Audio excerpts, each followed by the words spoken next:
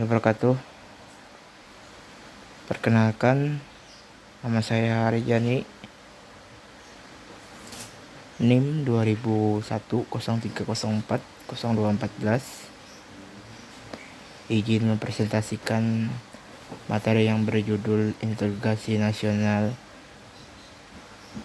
mata kuliah kewarganegaraan yang diampu oleh Bapak Muhammad Abdillah Ihsan, SPD, MPD, MA. Selanjutnya langsung saja penyampaian materi. Definisi integrasi nasional. Pengertian etimologi dari integrasi nasional berarti mempelajari asal-usul kata pembentukan istilah tersebut.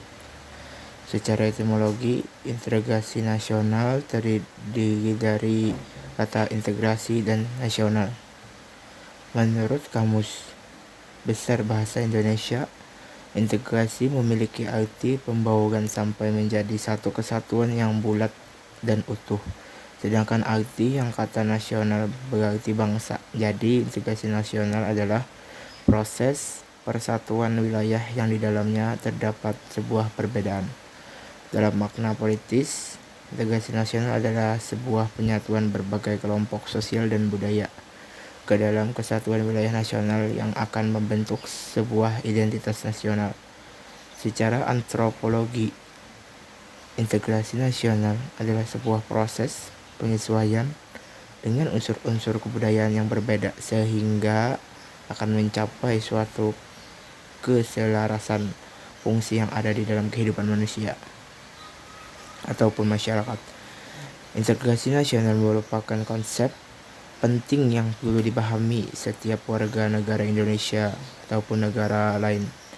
Poin-poin yang dipelajari dari integrasi nasional antara lain yaitu syarat, faktor pembentukan, dan penghambatnya.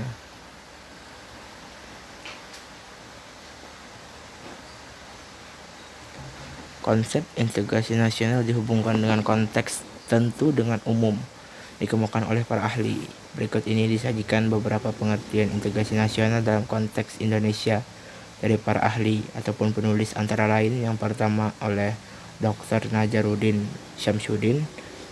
Beliau mengatakan integrasi nasional adalah proses penyatuan sebuah bangsa yang meliputi seluruh aspek kehidupannya, yakni aspek politik, sosial, ekonomi, serta budaya.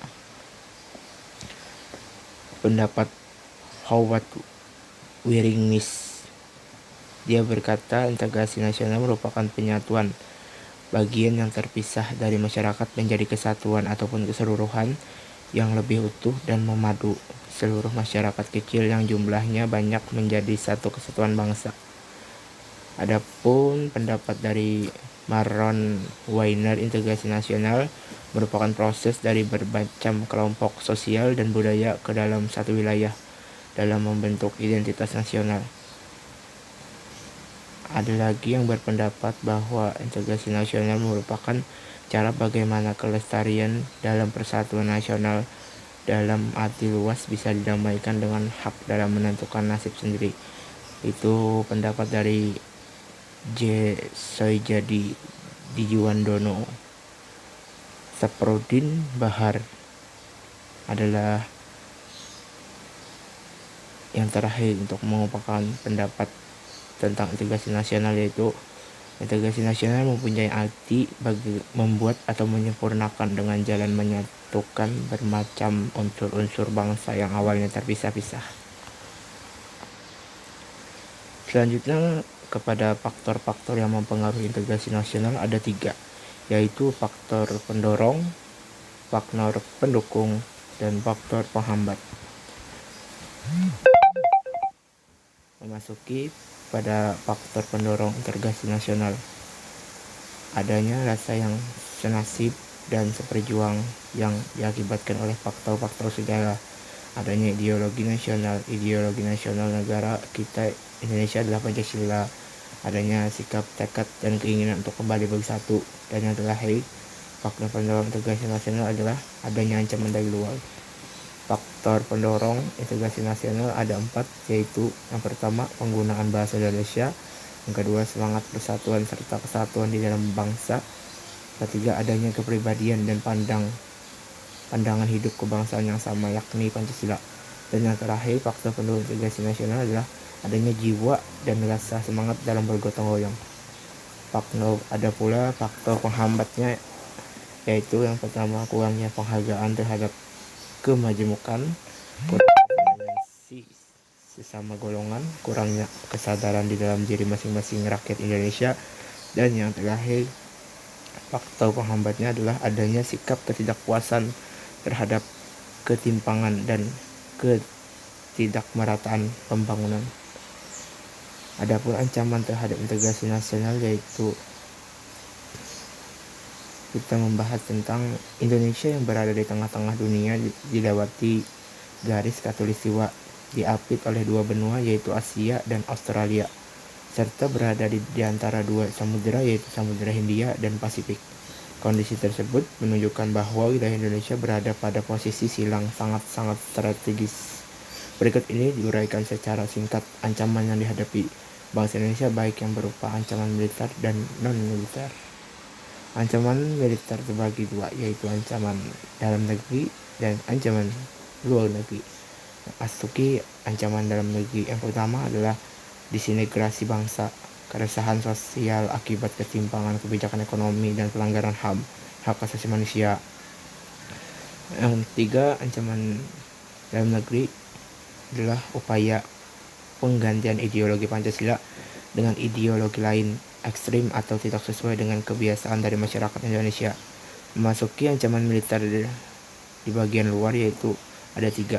Yang pertama, pelanggaran batas negara yang dilakukan oleh negara lain.